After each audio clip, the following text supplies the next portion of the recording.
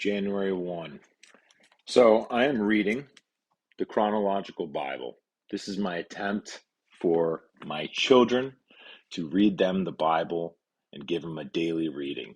What's great about this Bible is that it gives you 365 days of reading every year, arranged in the order of events as they actually occurred. So January 1 starts today. Let's get into it. The Bible begins in Genesis 1 through 11 with the dawn of creation and early history of the world. The account of creation, Genesis 1. In the beginning, God created the heavens and the earth. The earth was without form and void, and darkness was on the face of the deep. And the Spirit of God was hovering over the face of the waters. Then God said, "Let there be light," and there was light. And God saw the light, that it was good. And God divided the light from the darkness. God called the light day, and the darkness he called night. So the evening and the morning were the first day. Then God said, "Let there be a firmament in the midst of the water, and let it divide the water from the waters." Thus God made the firmament, and divided the waters which were under the firmament from the waters which were above the firmament, and it was so. And God called the firmament heaven. So the evening and the morning were the second day. Then God said, "Let the waters under the heavens be gathered together into one place, and let the dry land appear." And it was so. And God called the dry land earth, and the gathering together of the waters he called seas. And God saw that it was good. Then God said, "Let the earth bring forth grass, the herb that yields seed, and the fruit tree that yields fruit according to its kind, whose seed is in itself on the earth." And it was so.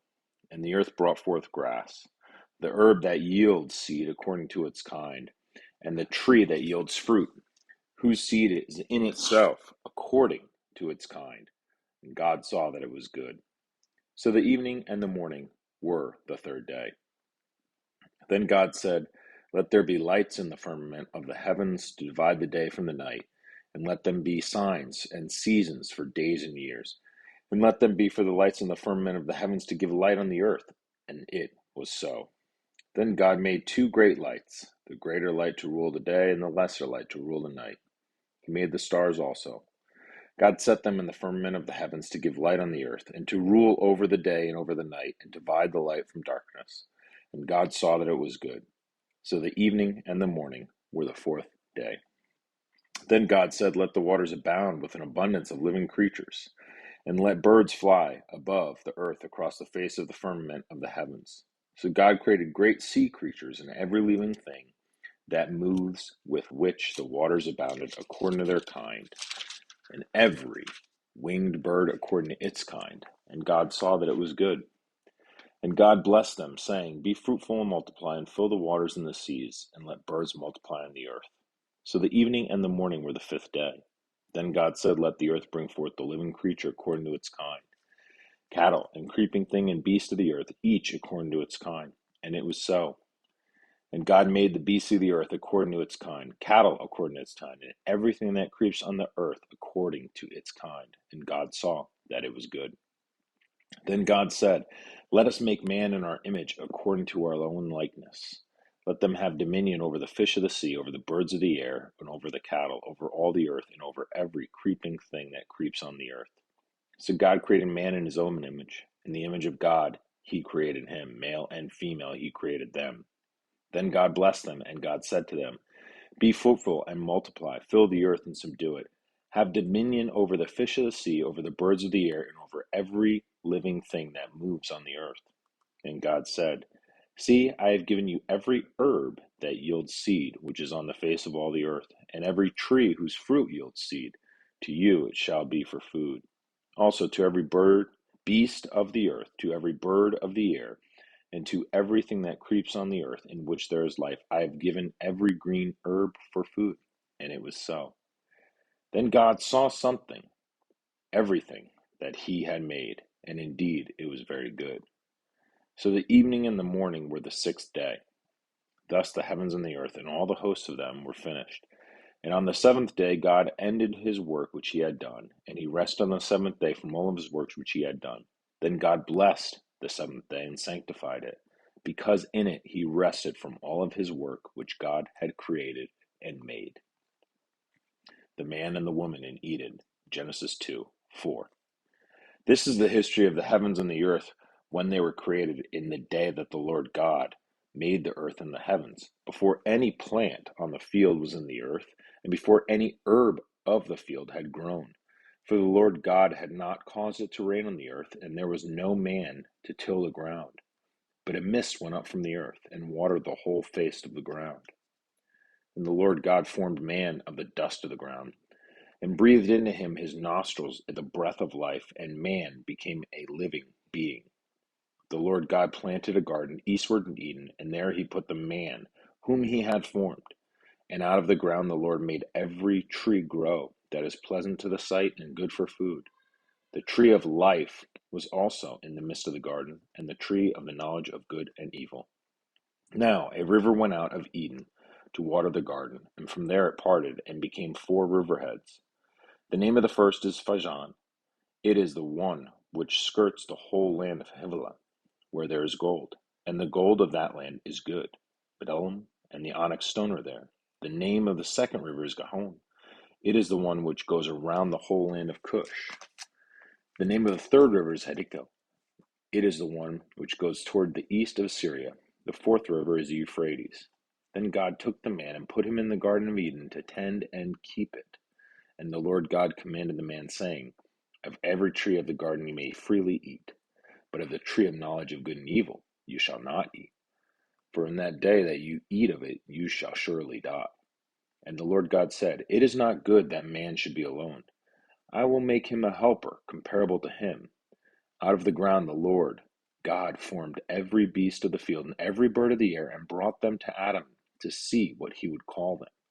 And whatever Adam called each living creature, that was its name.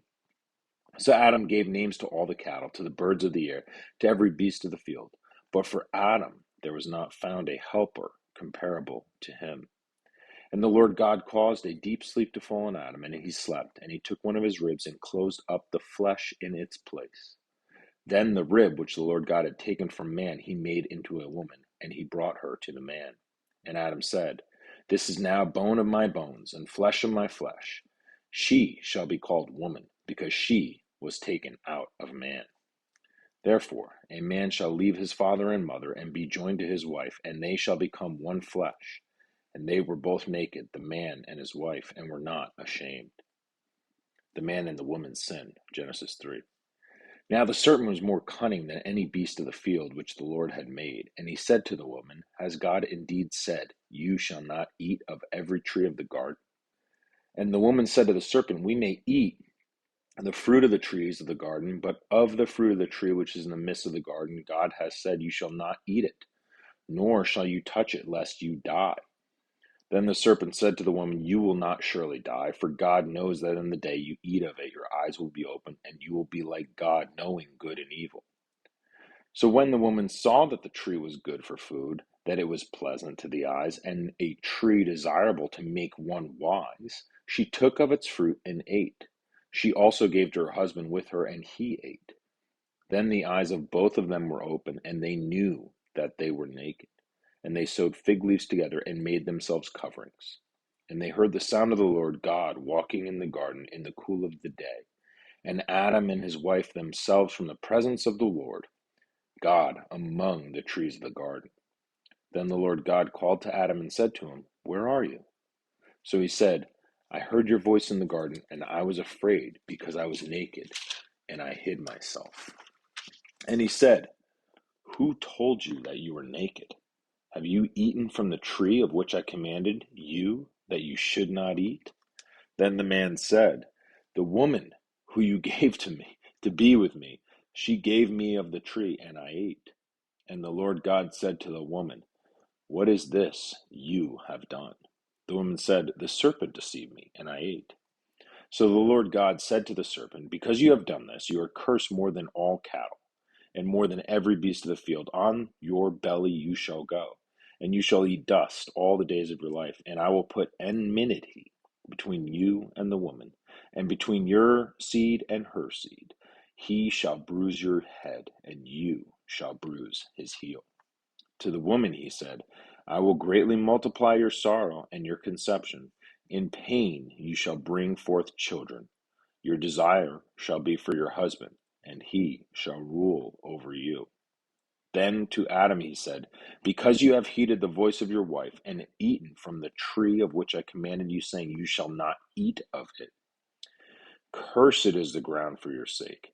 In toil you shall eat of it all the days of your life. Both thorns and thistles it shall bring forth for you, and you shall eat the herb of the field. In the sweat of your face you shall eat bread, till you return to the ground. For out of it you were taken, for dust you are, and to dust you shall return. And Adam called his wife's name Eve, because she was the mother of all living. Also for Adam and his wife the Lord God made tunics of skin, and clothed them. Then the Lord God said, behold, the man has become like one of us, to know good and evil. And now, lest he put out his hand and take also of the tree of life, and eat and live forever. Therefore the Lord God sent him out of the Garden of Eden, to till the ground from which he was taken. So he drove out the man, and he placed cherubim at the east of the Garden of Eden, and a flaming sword which turned every way to guard the way to the tree of life. Thanks for listening.